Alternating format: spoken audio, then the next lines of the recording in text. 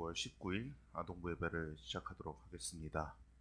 먼저 짧게 기도하고 말씀 전하도록 하겠습니다. 기도하겠습니다. 사랑과 은혜가 충만하신 하나님 아버지 감사합니다. 오늘 주님 앞에 나왔습니다. 주님께서 함께하여 주시고 말씀 가운데 지혜와 능력을 더하여 주셔서 저희가 주님의 말씀을 올바로 알아 깨닫게 인도하여 주옵소서. 모든 말씀 우리 주 예수 그리스도의 이름으로 기도드립니다. 아멘. 오늘의 말씀은 불쌍히 여기며 살아요 라는 제목으로 말씀을 전하도록 하겠습니다. 오늘의 말씀 사사기 21장 2절에서부터 15절까지의 말씀입니다. 제가 우리말 성경으로 봉독하도록 하겠습니다. 백성들이 베델로 가서 그곳에서 저녁까지 하나님 앞에 앉아 소리를 지르며 울면서 말했습니다. 이스라엘의 하나님 여호와여, 오늘 이스라엘에서 한 지파가 빠지게 되다니 이스라엘에 왜 이런 일이 일어났습니까? 다음날 백성들은 아침 일찍 일어나 그곳에 제단을 쌓고 번제물과 화목제물을 드렸습니다. 그리고 이스라엘 자손들이 말했습니다. 이스라엘의 지파 가운데 함께 여호와께 올라가지 않은 사람은 누구냐? 왜냐하면 미스바에서 여호와께 올라가지 않은 사람에 대해서 그들이 죽이기로 맹세를 단단히 했기 때문입니다. 이스라엘 자손들은 자기 형제 베냐민에 대해 안타까워하며 말했습니다. 오늘 이스라엘에서 한 지파가 끊어져 나갔소. 우리가 우리 딸들을 그들에게 시집 보내지 않기로 여호와께 맹세했으니 남은 사람들이 아내를 구할 때 우리가 무엇을 해야 하겠소? 그리고 그들은 말했습니다. 이스라엘 지파들 가운데 미스바에서 여호와께 올라가지 않은 지파가 어느 지파요? 그리고 보니 야베스 길라앗에서는 한 사람도 이 모임에 참석하지 않았습니다. 백성의 수를 세어 보니 야베스 길라앗 사람은 하나도 그곳에 있지 않았습니다. 그리하여 모든 이들이 용감한 사람 1만 2천 명을 그곳에 보내 그들에게 명령했습니다. 가서 야베스 길라앗의 주민들을 여자와 아이들까지 다 칼로 내리치라. 이것이 너희가 할 일이다. 모든 남자와 잔염이 있는 여자를 다 죽여라. 그들은 야베스 길라앗의 주민들 가운데 남자가 잔 적이 없어 남자를 알지 못하는 젊은 처녀 400명을 찾아내 그들을 가나안 땅에 있는 실로의 진영으로 데려왔습니다. 그리고 모인 사람들은 림몬 바위에 있는 베냐민 자손들에게 사람을 보내 그들에게 평화를 주겠다고 선언했습니다. 그래서 그때 베냐민 사람들이 돌아왔고 야베스 길앗에서 살려준 그 여자들을 그들의 아내로 맞이했습니다. 그러나 그 여자들로는 수가 충분하지 않았습니다. 백성들이 베냐민에 대해 안타까워했습니다. 여호와께서 이스라엘 지파들 가운데 틈을 만드셨기 때문입니다. 아멘. 오늘의 주요 말씀 보도록 하겠습니다. 사사기 21장 15절 말씀입니다.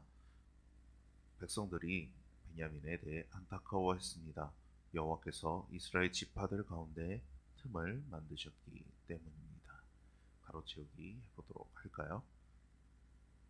백성들이 베냐민에 대해 안타까워했습니다. 여호와께서 이스라엘 지파들 가운데 틈을 만드셨기 때문입니다. 아멘. 사사시대에 이스라엘 사람들은 왕으로 다스리는 사람이 안 계신 것처럼 자기 생각에 옳은 대로 살았습니다. 이때 베냐민의 기브아에 살던 불량배들은 음란한 짓을 하고 있는 사람을 죽이는 악한 일을 저질렀습니다. 이스라엘 사람들은 이것을 벌하려 했지만 베냐민 지파는 그것을 허락하지 않았습니다. 그리고 나머지 이스라엘 지파들과 맞서 싸웠습니다. 이 전쟁에서 베냐민 지파는 패하게 되었던 것입니다.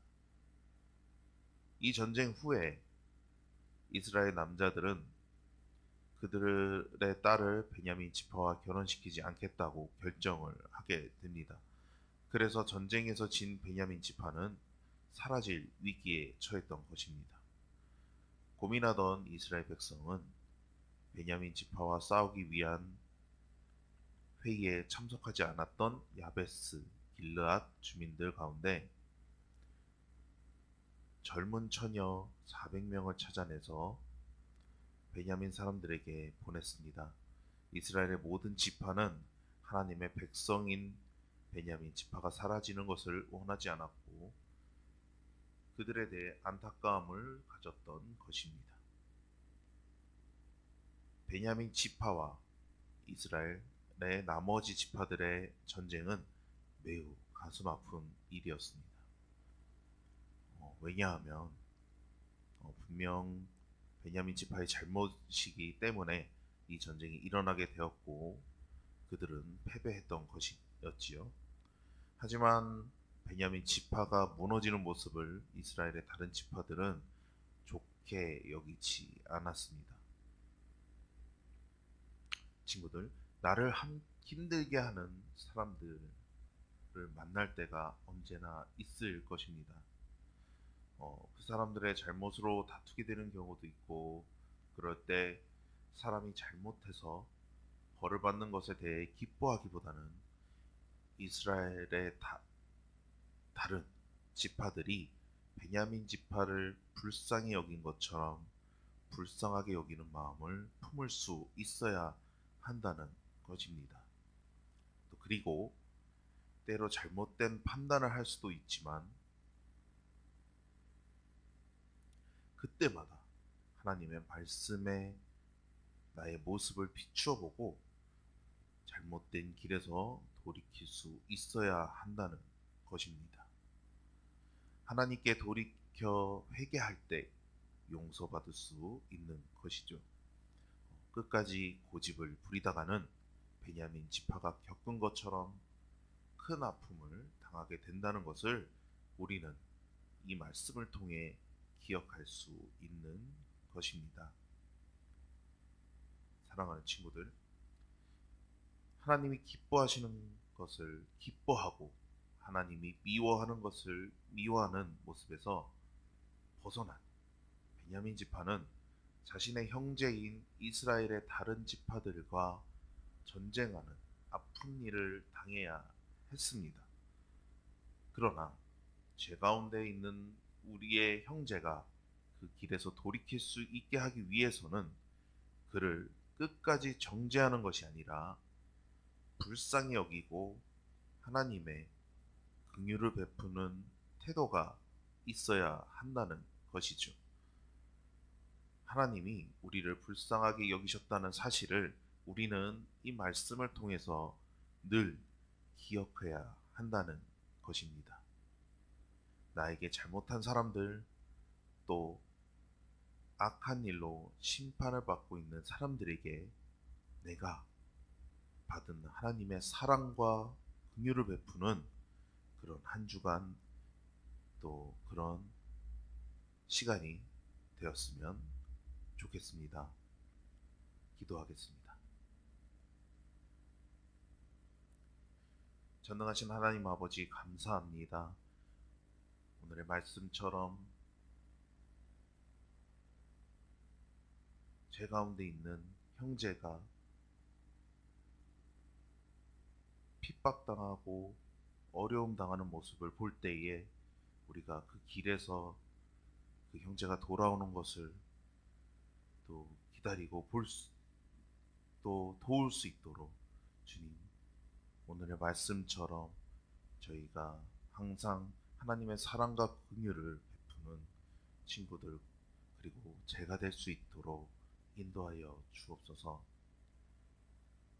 돌아온 한 주간 주님께서 함께하여 주시고 다음 주까지 주님의 말씀을 온전히 알아 깨닫는 시간 될 수 있도록 도와 주옵소서.